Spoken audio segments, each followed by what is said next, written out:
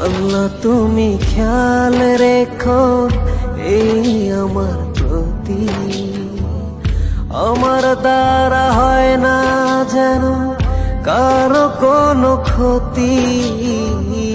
আল্লাহ তুমি খেয়াল রেখো এই আমার প্রতি, আমার দ্বারা হয় না যেন কারো কোনো ক্ষতি।